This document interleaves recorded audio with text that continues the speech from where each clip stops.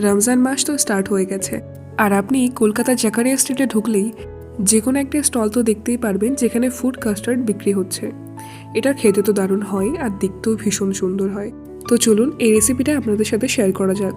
প্রথমে এখানে আমি আমুলের 1 কিলো দুধ নিয়ে নিয়েছি, সেটাকে আমি কড়াইয়ের মধ্যে ভালো করে ঢেলে দিচ্ছি।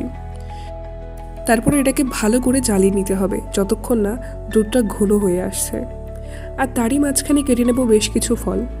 এমন না যে আপনার কাছে সমস্ত রকমের ফল থাকতে হবে, তার কোনো প্রয়োজন নেই। বাড়িতে যে কোনো রকম ফল থাকলেই হলো, সেগুলো দিয়ে আপনি ইউজ করতে পারেন। তো প্রথমে এখানে একটি বড় সাইজের তরমুজ নিয়ে নিয়েছি। এত বড় তরমুজ তো আমার প্রয়োজন হবে না, আমি তরমুজের মাঝখান থেকে কেটে নিয়ে হাফটা আমি এখানে ইউজ করব। তার জন্য প্রথমে তরমুজগুলো আমি টুকরো টুকরো করে কেটে নিচ্ছি। আপনি যেমনভাবে যেরকমভাবে ইচ্ছা সেরকম শেপের কাটতে পারেন। তারপরে এখানে আমার হাফটা তরমুজ কাটা হয়ে গেছে, আর হাফটা আমার লাগবে না, তো আমি হাফটা রেখে দিচ্ছি। তারপরে এখানে আমি দুটো কলা নিয়ে নিয়েছি। এবার কলা দুটোকে আমি ভালো করে টুকরো টুকরো করে কেটে নেব।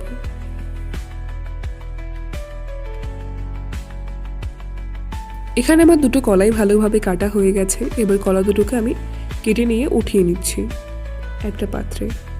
কলা দুটো কাটা হয়ে যাওয়ার পরে এখানে আমি বেশ কিছু কালো আঙুর নিয়ে নিয়েছি। কালো আঙুরগুলো এবার মাঝ বরাবর করে ভালো করে কেটে নিচ্ছি সমস্ত আঙুর ফলগুলো।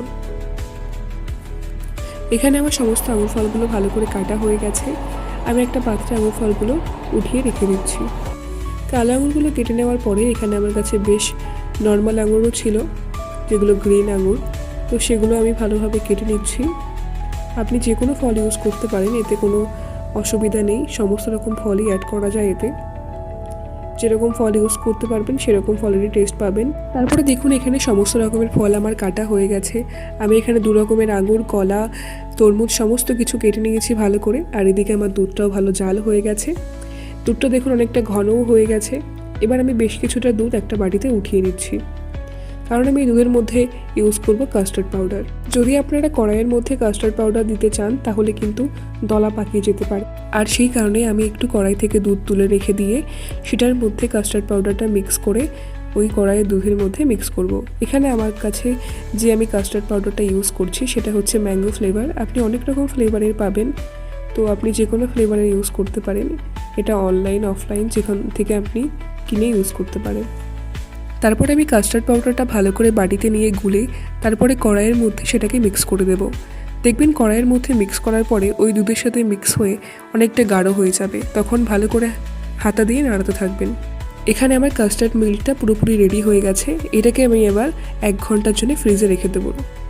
1 ঘন্টা পরে আমি এটাকে বের করে নিয়ে ওর মধ্যে সমস্ত রকমের ফল মিক্স করে দেব।